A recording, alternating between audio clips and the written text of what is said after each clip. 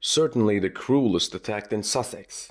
Poor Harry has alienated William and even the late Queen, who is surely irate. Since Diana's death, the Sussexes have made the worst partisan attack on the royal family. The brotherly ties between Harry and William are severed, and even the late Queen was affected by Harry's skewed narrative. Demands will increase for the removal of the Sussex titles. To all our loyal viewers, we say a hearty hello and welcome back to the news channel dedicated to all things related to UK royal news trend. Harry's rage was contained just 8 days ago when he sought to wound but feared to strike. But today, as the last of Netflix docuseries were made available, we watched as many remaining royal dignity and mystique were slashed into pieces by bloody Family Feud. The trailers for Harry and Meghan Netflix series had poked fun at scapegoating and negative briefing, but nothing could have prepared the viewers for the prince's ruthless efforts to destroy the reputations of his brother and father. In the media, William was portrayed as a bully who yelled and screamed at Harry during their meeting to discuss Sussex's exit from royal family. In addition, Harry claimed that his father, then the Prince of Wales, who he believed to be fundamentally honest, had lied and conspired in the leak of information about his son. These are the most serious accusations that Harry has made during the entire 3 years of this tedious royal soap opera,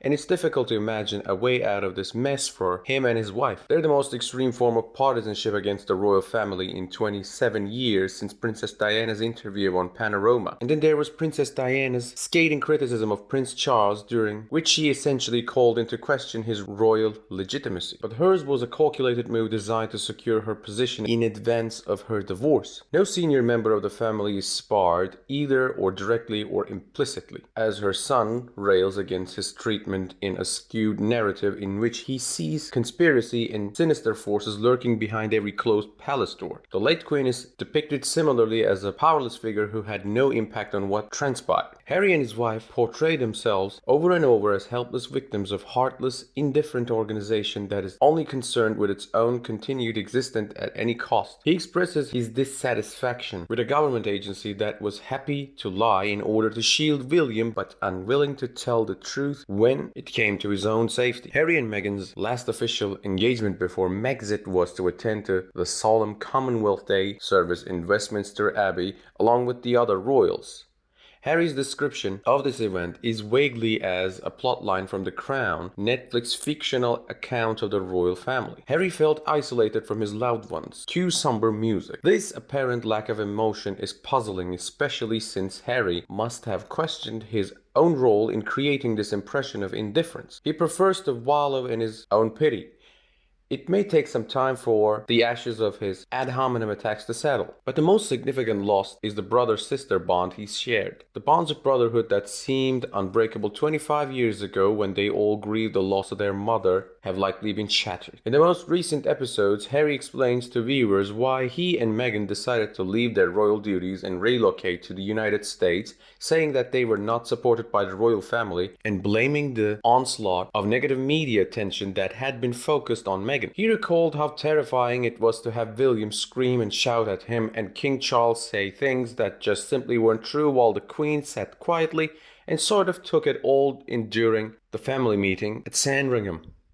Even though they assured their mother they would never stop getting along, the rift between the brothers is worse than ever now. To be sure, Harry's indifference isn't exactly designed to aid. Astoundingly conceited, he claims there was a jealousy of his successful first official tour with Meghan to Australia and New Zealand. I can't even begin to guess who he could be talking about. Of course he's referring to his brother, whose wife Kate, Harry once said was like the sister he never had because how close they were. The reactions of Prince Harry and Duchess Meghan to the news that the former palace aide has satisfied as a witness in their ongoing privacy case are instructive. An aide comments he works for his brother. When asked if it was her brother, Meghan stammers, "Like it is your brother." "Yes," Harry confirmed. "I'm not going to say anything about your brother, but it is so obvious," Meghan said. Harry's simplistic psychology is all over the news coverage of the couple. Predictably, after Meghan attended her first remembrance service at the Albert Hall, a photo of her appeared on the front page of newspapers, marking the occasion as a moment of jaw-dropping discovery. In describing how his wife responded, Harry said she was like,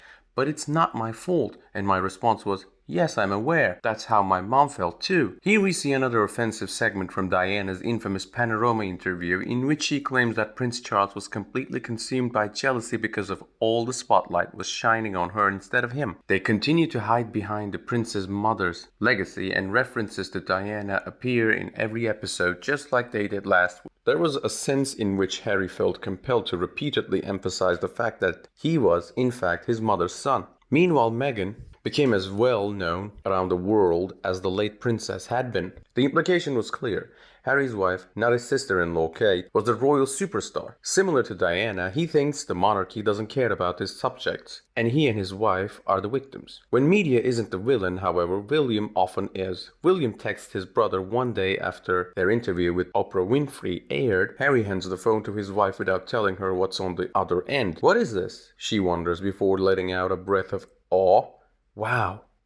The Duke of Cambridge probably wasn't giving the show his wholehearted approval. When asked how difficult it was to attend the funeral of his grandfather, Prince Philip, while tension within the royal family were still high, Harry replied, "It was hard. Spending time with my brother and father, who both had the same misunderstanding of the situation, was especially difficult." Harry said he had been informed that a joint statement had been issued in his brother and his brother's name to dispel newspaper report that William had bullied him and Meghan into leaving the country. What I saw, heard, and read blew my mind. Nobody had asked my approval before using my name on a public statement. Harry's anger wasn't limited to his brother. He also directed some of it towards their dad. He claims that Charles insisted that Harry put his and Meghan's suggestion that they move to Canada on paper because of the sensitivity of the situation. This information first made its way onto the front page of a newspaper 5 days later. As a result, there will be calls for the official abolition of the Sussex's title rather than their voluntary relinquishment. In subsequent videos, we will provide future updates on Meghan and Harry's ongoing campaign to abolish the British monarchy.